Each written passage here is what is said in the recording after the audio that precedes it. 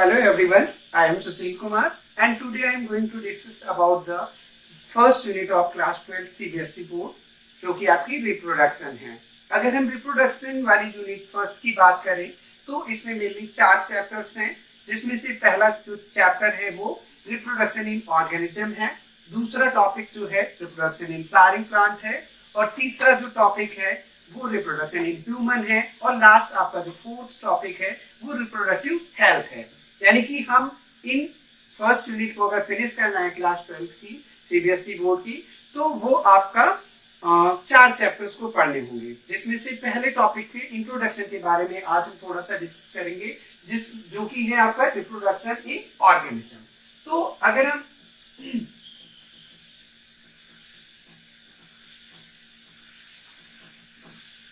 Reproduction in organism,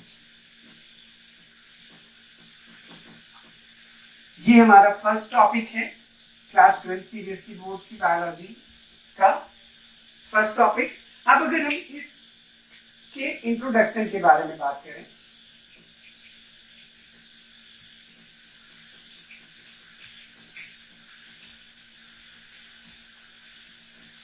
जैसा कि हम सभी जानते हैं कि reproduction is the process by which living organism produce their young birds its own kind, यानी कि कोई भी ऑर्गेनिज्म जो है अपने जैसी प्रोजेनी को प्रोड्यूस करने की जो प्रोसेस होती है उसे हम लोग क्या कहते हैं, रिप्रोडक्शन कहते हैं। लेकिन हमें इस रिप्रोडक्शन को पढ़ने से पहले हमें कुछ जनरल टर्म्स हैं उनके बारे में समझ लेना है, देन हम ताकि आगे के जो टॉपिक्स चारों चैप्टर्स आएंगे उनमें यही टर्मिनोलॉजी यूज होगी तो हम इसके बारे में थोड़ा बहुत जान लेते हैं। तो अगर हम इस चैप्टर की इंट्रोडक्शन के बारे में बात करें तो जैसा कि हम सभी जानते हैं कि किसी भी ऑर्गेनिज्म का क्या होगा, सबसे पहले बर्थ होगा। यानी कि अगर हमारे नेचर में या हमारे अर्थ पर किसी भी ऑर्गेनिज्म का बर्थ हुआ है तो सिंपल से ये यूनिवर्सल ट्रूथ है कि इस ऑर्गेनिज्म की कभी न कभी क्या होगी, आपकी डेथ भी होगी। यानी कि ये यूनिवर्सल ट्रूथ है, अगर किसी ऑर्गेनिज्म का बर्थ हुआ तो डेथ भी होगी। लेकिन इस बर्थ और डेथ के बीच में क्या होगा, एक कोई न कोई टाइम पीरियड होगा। क्या होगा, कोई न कोई एक टाइम पीरियड होगा जिसे हम सिंपल सा एक टर्म दे देते हैं, लाइफ स्पैन। लेकिन यहाँ पे एक शर्त है कि जो ये आपकी डेथ होनी चाहिए ये कैसी होनी चाहिए, नेचुरली हो। यानी कि डेथ के भी और भी कई सारे फैक्टर हैं, जैसे कि एक्सीडेंट वगैरह से भी डेथ हो सकती है, तो वो नेचुरल डेथ नहीं मानी जाती है। या कोई मान लो हैंड कर गया तो इस तरह की डेथ को नेचुरल नहीं कहेंगे। तो अगर किसी ऑर्गेनिज्म का बर्थ हुआ है और उसकी नेचुरली डेथ हुई है तो इस बर्थ से लेकर के इस डेथ के बीच में एक टाइम पीरियड होता है जिसे हम क्या कहते हैं, लाइफ स्पैन बोलेंगे। ठीक है, तो अब अगर हम इस लाइफ स्पैन के बारे में बात करें तो इस लाइफ स्पैन में क्या होती है, 4 स्टेजेस होती है या 4 फेजेस होती हैं। इस लाइफ स्पैन में कितनी फेजेस होती हैं, 4 फेजेस होती हैं, जिसमें से पहली फेज आपकी बर्थ ही होगी, दूसरी फेज आपकी जुवेनाइल फेज होगी, तीसरी फेज आपकी रिप्रोडक्टिव फेज होगी,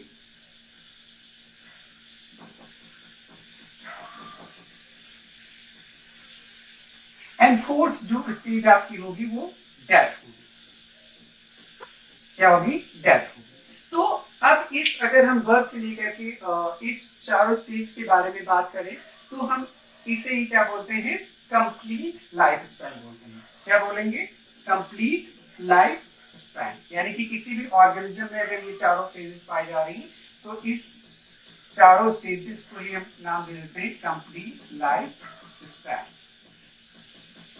लेकिन यहाँ पे जो कुछ टर्म्स दिए हुए जैसा कि बर्थ है, जुवेनाइल फेज है, रिप्रोडक्टिव फेज है, डेथ है, तो आई थिंक सारे लोग बर्थ से तो अवेयर ही होंगे। अब बात अगर हम कर लें जुवेनाइल फेज की, तो जुवेनाइल फेज क्या होती है, बर्थ और रिप्रोडक्टिव फेज के बीच में भी एक टाइम पीरियड होता है। यानी कि कोई ऑर्गेनिज्म का अगर बर्थ हुआ है तो उसकी क्या होगी, तुरंत ही रिप्रोडक्टिव स्टेज में नहीं पहुंच जाएगा, वो न्यू प्रोजेनी नहीं प्रोड्यूस करने लगेगा। उसके बीच में एक गैप होता है। जैसे कि अगर हम बॉयज की बात करें तो लगभग 13 से 14 साल ये टाइम पीरियड होता है। ये अगर गर्ल्स की बात करें तो 10 से 12 साल होती है। तो वो क्या होती है, बर्थ से 10 से 12 साल तक वो रिप्रोडक्टिवली कैपेबल नहीं होती हैं, लेकिन जैसे ही वो 12 साल या 10 साल में एंटर करती हैं तो उनमें क्या होता है, एग फॉर्मेशन या हम कह सकते हैं oogenesis स्टार्ट होती है। ऐसे ही अगर मेल की बात करें तो उनमें क्या होता है, बर्थ से लेकर के मतलब 13 से 14 ईयर तक उसमें क्या होगा, आपकी स्पर्मेटोजेनेसिस नहीं होती, लेकिन जैसे ही वो क्या होगा 14 साल का होगा वैसे ही उसमें क्या होती है, स्पर्मेटोजेनेसिस हो जाती है। तो ये बर्थ से लेकर 14 साल का जो अगर बॉयज की बात करें तो जो गैप हो सही क्या बोलते हैं, जुवेनाइल फेज बोलेंगे। ठीक है। तीसरा हम बात करते हैं जब कोई भी ऑर्गेनिज्म प्रोजेनी या हम कह सकते हैं oogenesis या स्पर्मेटोजेनेसिस या हम कह सकते हैं आपका मेल गैमेट और फीमेल गैमेट प्रोड्यूस करने में कैपेबल हो जाए तो उस स्टेज को बोलते हैं रिप्रोडक्टिव फेज। क्या बोलते हैं, रिप्रोडक्टिव फेज। ये जो होती है रिप्रोडक्टिव फेज के बाद क्या होती है, फाइनली डेथ होती है किसी ऑर्गेनिज्म की। तो डेथ और रिप्रोडक्टिव फेज के बीच में भी एक सिंपल सी बात आती है, ओल्ड एज आती है। क्या आती है, ओल्ड एज। अब जैसा कि हम जानते हैं कि हमारे नेचर में जनरली 2-3 टाइप के ऑर्गेनिज्म है। वो माइक्रो ऑर्गेनिज्म हो सकते हैं, वो आपके प्लांट्स हो सकते हैं, वो आपके एनिमल्स हो सकते हैं। तो अगर हम बात करें ओल्ड एज में ये दो यहाँ पे टर्मिनोलॉजी भी यूज होती है। जैसा कि अगर हम प्लांट के केस में बात करें तो ओल्ड एज को एक टर्म दिया जाता है, वो आपका क्या होता है, सेनेसेंस होता है। क्या होता है, सेनेसेंस। यानी कि प्लांट की ओल्ड एज को एक टर्म दे दिया जाता है, सेनेसेंस। जबकि एनिमल की ओल्ड एज जो होती है,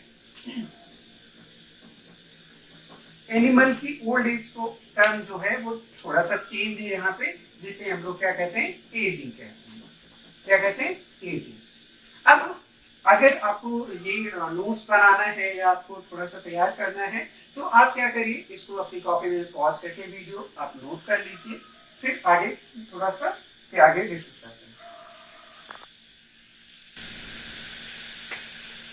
तो आप लोगों ने अगर वीडियो पॉज करके आई थिंक लिख किया होगा, तो आप क्लास 12th में आपकी एनसीईआरटी की बुक का जैसे ही आप पहला टॉपिक खोलते हैं तो वो फ्रंट पेज पे आप देखते हैं कि वहां पे कुछ एनिमल्स बने हुए हैं जिनका कुछ का लाइफ स्पैन लिखा हुआ है, कुछ का नहीं लिखा हुआ है। तो हम थोड़े से लाइफ स्पैन कुछ एनिमल्स का बता देते हैं। ठीक है, तो उनको आप मन करें तो नोट कर लीजिएगा। जिसमें से आपका जो सबसे पहले अगर बात करें तो यहाँ पे लाइफ स्पैन में अगर हम सबसे पहले बात कर रहे हैं स्मॉलेस्ट या शॉर्टेस्ट लाइफ स्पैन वाले ऑर्गेनिज्म के बारे में बात करें तो वो आपका क्या है, वो एक इंसेक्ट होता है जिसको हम क्या कहते हैं, मे फ्लाई। यानी कि ये जो होती है इसका लाइफ स्पैन जो होता है वो सबसे कम होता है। ये एक इंसेक्ट है जिसका लाइफ स्पैन ओनली 1 डेज। क्या होता है, ओनली 1 डे होता है। सोचिए कितना लाइफ स्पैन, उतनी में ही पूरी की पूरी लाइफ साइकिल, वो रिप्रोडक्टिव फेज हो यानी कि सारी के सारी बर्थ भी होता है, रिप्रोडक्टिव फेज भी होते हैं, जुवेनाइल फेज भी होते हैं, और एजिंग भी होते हैं और डेथ भी होते हैं। तो ये बहुत ही कम लाइफ स्पैन जो है, सबसे कम लाइफ स्पैन वाला एनिमल जो है वो मे फ्लाई है। इसको या फिर हम इसको 24 आवर भी लिख सकते हैं। ठीक है, तो ये 24 आवर, इसके लिए एक और टर्म दे दिया जाता है इस इंसेक्ट के लिए। तो ये क्या हो जाता है, 1 डे इंसेक्ट भी बोला जाता है। क्या बोला जाता है, 1 डे इंसेक्ट। तो ये एक इंसेक्ट है जिसकी लाइफ स्पैन सबसे शॉर्टेस्ट या हम कह सकते हैं सबसे कम होती है, जो कि 1 दिन होता है। वो 1 दिन में ही क्या करेगा, एग देगा, उनकी हैचिंग होगी, वो आपका लार्वा बनेगा, लार्वा से प्यूपा बनेगा, प्यूपा के बाद उसकी रिप्रोडक्टिव फेज होगी और देन फाइनली उसकी डेथ होगी। तो ये सबसे शॉर्टेस्ट आपका लाइफ स्पैन वाला एनिमल हो गया। अब अगर हम बात कर लें लॉन्गेस्ट लाइफ स्पैन के बारे में, ठीक है, तो लॉन्गेस्ट लाइफ स्पैन वाले एनिमल के बारे में बात करें तो ऑर्गेनिज्म के बारे में बात करें तो यहाँ पे 2 हो सकते हैं। इसमें से जो पहला हो सकता है वो प्लांट हो सकता है, दूसरा आपका एनिमल हो सकता है। ठीक है, तो अगर हम सबसे लॉन्गेस्ट लाइफ स्पैन वाले प्लांट के बारे में बात करें तो वो आपका है मेथ्यूसेलाह। ये प्लांट है मेथ्यूसेलाह। इसका जो लाइफ स्पैन होता है वो लगभग 5062 ईयर के आसपास होता है। सोचिए कितना ज्यादा इसका लाइफ स्पैन है, 5062 ईयर के आसपास हो जाता है। जबकि अगर एनिमल के बारे में बात करें तो एनिमल में वो है व्हेल होती है जिसका सबसे ज्यादा लॉन्गेस्ट लाइफ स्पैन माना जाता है, जो कि लगभग 200 ईयर के आसपास होता है। कितना होता है? 200 ईयर के आसपास। तो एनिमल में अगर हम बात करें तो बॉहेड व्हेल होती है जो कि लगभग 200 साल के आसपास जीती है। वहीं अगर प्लांट में मैथ्यूसेलाह होता है जो कि लगभग 5062 ईयर यानी कि 5062 ईयर आसपास की इसकी लाइफ स्पैन होती है। वही अगर हम कुछ और एनिमल्स के बारे में बात कर लें जिसमें से आपका डॉग की बात कर लें, इसका लाइफ स्पैन लगभग 10 to 13 ईयर होता है, 10 to 13 ईयर के आसपास होता है। वही आपका टर्टल की बात कर लें तो ये लगभग 100 to 150 ईयर के आसपास इसका लाइफ स्पैन होता है। वही अगर और कुछ हम जैसे वीट वगैरह की बात कर लें तो जो वीट होता है इसका लाइफ स्पैन लगभग एनुअल प्लांट है तो ये लगभग 4 मंथ के आसपास होता है। ठीक है, तो हर एक ऑर्गेनिज्म का क्या हो सकता है लाइफ स्पैन थोड़ा बहुत डिफरेंट होता है। तो इन्हीं में कुछ एनिमल्स हैं जिनके हमने कुछ लाइफ स्पैन लिख दिए हैं। बाकी आप देख लीजिए, अगर कोई प्रॉब्लम होती है तो आप वहां मुझे कमेंट में बता दीजिएगा तो मैं उसमें आपको सारे एनिमल्स का वहां पे डिस्क्राइब कर दूंगा। तो जैसा कि अब हमारा लाइफ स्पैन के बारे में हमने थोड़ा बहुत बात कर ली है, तो अब हम अपने मेन टॉपिक पे आते हैं जो कि हमारा रिप्रोडक्शन है। उसके टाइप्स के बारे में जानेंगे, उसमें यूज होने वाली टर्मिनोलॉजी के बारे में जानेंगे। तो हम इसके बारे में, जैसा कि हमने अभी आपको पहले बताया था कि reproduction is the process by which organism produce their young ones its own kind, यानी कि कोई भी ऑर्गेनिज्म अपने जैसी प्रोजेनी प्रोड्यूस करने की जो प्रोसेस है उसे रिप्रोडक्शन कह रहे थे। तो अब ये जो कोई भी ऑर्गेनिज्म है ये दो तरीके से नेचर में आ सकता है, यानी कि वो दो तरीके से प्रोड्यूस हो सकता है। तो वही आपके क्या होते हैं टाइप्स ऑफ रिप्रोडक्शन होते हैं, जिसमें से पहला आपको आई थिंक सभी लोग अवेयर हो गए, जिसका पहला जो टाइप होता है वो एसेक्सुअल रिप्रोडक्शन होता है। क्या होता है? Asexual reproduction.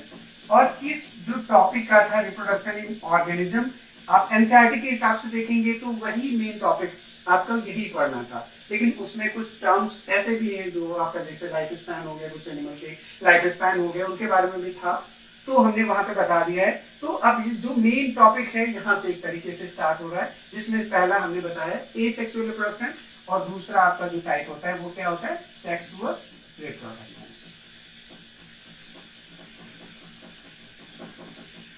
अब इन दोनों के बारे में हम एक एक करके डिस्कस कर लेते हैं, या हम कह सकते हैं डिफरेंशिएट फॉर्म में या डिफरेंट करने के फॉर्म में इनको हम पढ़ लेते हैं। तो अब इनके बीच में हम क्या कर लेते हैं? डिफरेंशिएशन कर लेते हैं। तो अगर हम बात करें एक एक करके, सबसे पहले अगर हम बात करें एसेक्सुअल रिप्रोडक्शन की,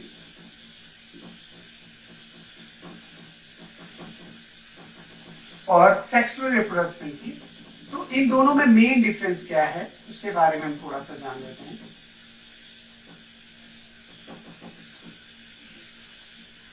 अगर हम एसेक्सुअल रिप्रोडक्शन पहला अगर बात करें, पॉइंट की बात करें, तो इनकी एक क्वालिटी होती है कि यहाँ पे ओनली वन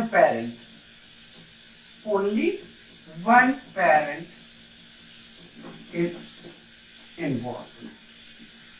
क्या होगा? इसकी जो सबसे पहली खासियत होती है सेक्सुअल रिप्रोडक्शन की कि कोई वो चाहे प्लांट हो या चाहे कोई एनिमल हो, इसमें क्या होगा? सिर्फ और सिर्फ एक पेरेंट ही इन्वॉल्व होगा, वो चाहे मेल हो या फीमेल हो या कोई प्लांट हो, तो उसमें अगर एक ही पेरेंट इन्वॉल्व हो रहा है तो उसे हम क्या बोलेंगे? Asexual reproduction. जबकि इसके अपोजिट यहाँ पे क्या होता है? टू डिफरेंट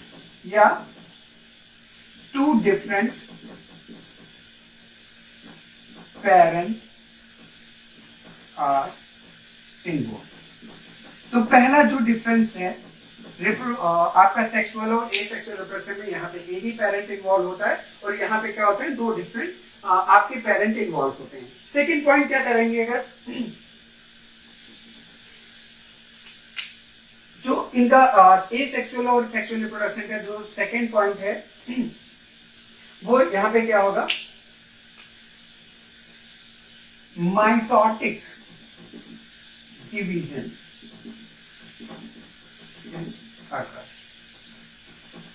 यहाँ पे क्या होता है? माइटोटिक डिवीजन पाया जाता है। जैसा कि आपने अगर क्लास 11th में पढ़ा होगा सेल डिवीजन, तो वहां पे दो टाइप का सेल डिवीजन होता है, एक माइटोटिक सेल डिवीजन, दूसरा meiotic cell division.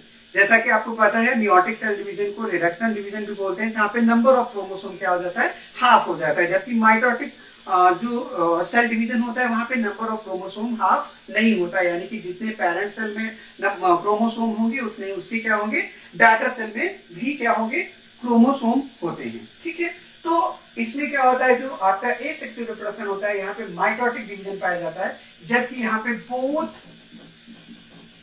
Mitotic and meiotic divisions are occurs। क्या हो गए यहाँ पे दोनों, जिसमें से आपको पता है कि गैमेटोजेनेसिस यानी कि फॉर्मेशन ऑफ जो गैमीट होते हैं, वो स्पर्म हो या ओवा हो, अगर हम एनिमल की बात करें, प्लांट के केस में बात करें पॉलन ग्रेन हो या एग सेल हो, ठीक है, या एम्ब्रियो सैक हो, उन दोनों का जो फॉर्मेशन होता है वो मेयोटिक डिवीजन के थ्रू होता है, जबकि आपका जो आगे का एम्ब्रियोजेनेसिस यानी एम्ब्रियो वगैरह जो बनता है, ये आगे का जो डेवलपमेंट होता है वो क्या होता है, माइटोटिकली होता है। ठीक है, जाइगोट बनने के बाद, तो दोनों यहाँ पे क्या पाए जाते हैं, डिवीजन पाए जाते हैं। यहाँ पे एक और चीज होती है, यहाँ पे एक टर्म आ जाता है only one gamete is involve. Parent या हम यहाँ पे क्या कह सकते हैं, यहाँ पे गैमीट टर्म यूज किया जाता है, व्हिच आर डिप्लॉयड, यानी कि डिप्लॉयड जो टर्म आ गया यहाँ पे, अगर number of chromosome 2n stage में होता है, यानी कि जितने पेरेंट सेल में है उतने अगर डॉटर सेल में होगा तो उसे हम 2n या डिप्लॉयड बोलते हैं। तो यहाँ का जो गैमीट होगा वो कैसा होगा, डिप्लॉयड होगा, जबकि यहाँ का जो सेक्सुअल रिप्रोडक्शन का गैमीट होगा वो कैसा होगा, गैमीट इज हैप्लॉयड। हैप्लॉयड का मतलब होता है नंबर ऑफ क्रोमोसोम क्या हो जाते हैं, वो लगभग आधे हो जाते हैं। जितने पेरेंट हैं, अगर पेरेंट में 10 पेयर ऑफ क्रोमोसोम है तो उसके जो डॉटर सेल्स बनेगी उसमें 5 नंबर ऑफ क्रोमोसोम हो जाएंगे, या जो गैमीट बनेगा उसमें हाफ नंबर ऑफ क्रोमोसोम यानी 5 पेयर ऑफ क्रोमोसोम हो जाएगा। ठीक है, यहाँ पे एक और डिफरेंस होता है, यहाँ पे जो होता है जेनेटिकली एंड मॉर्फोलॉजिकली।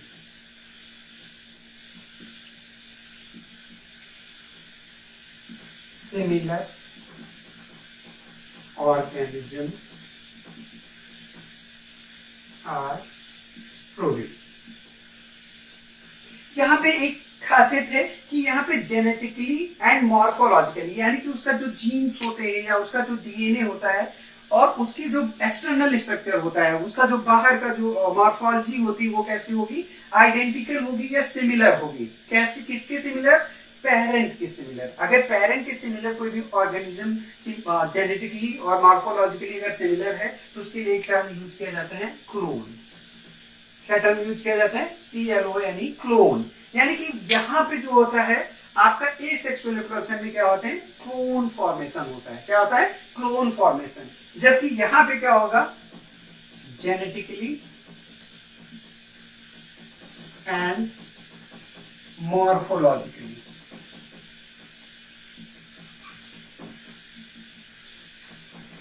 डिसिमिलर। ठीक है, ऑफ यहाँ पे जो ऑफ स्प्रिंग होगी वो क्या होगी, जेनेटिकली और मॉर्फोलॉजिकली दोनों क्या हो सकती है, डिसिमिलर हो सकती है। यहाँ पे ये आने की हम क्या कह सकते हैं, ये जो टाइप ऑफ रिप्रोडक्शन है वो स्पीसिएशन के लिए इंपॉर्टेंट है। स्पीसिएशन क्या होता है, formation of new species from the old species is known as speciation. तो ये जो होता है स्पीसिएशन में इंपॉर्टेंट रोल प्ले करता है, जबकि इसमें स्पीसिएशन में कोई रोल प्ले नहीं करता है। तो आई होप आपको ये सारे पॉइंट समझ में आ जाएंगे। अगर इसमें से कोई भी पॉइंट आपको नहीं समझ आता है तो आप हमें कमेंट बॉक्स में बताइएगा। आज के लिए बस इतना ही। अगला जो टॉपिक हम डिस्कस करेंगे वो एसेक्सुअल रिप्रोडक्शन और उसके टाइप्स क्या होते हैं उसके बारे में हम डिटेल में नेक्स्ट वीडियो में पढ़ेंगे। तो आप मेरा वीडियो लाइक करिए, शेयर करिए और सब्सक्राइब करिए। ठीक है। I got time.